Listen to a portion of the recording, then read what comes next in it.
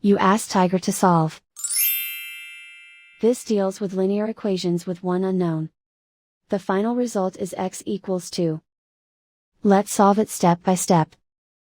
Group all constants on the right side of the equation. Subtract 34 from both sides. Group like terms. Simplify the arithmetic.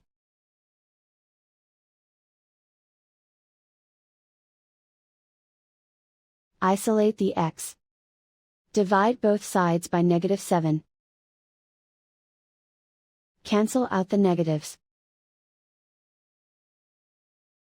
Simplify the fraction. Cancel out the negatives. Find the greatest common factor of the numerator and denominator. Factor out and cancel the greatest common factor. And so the final result is x equals 2.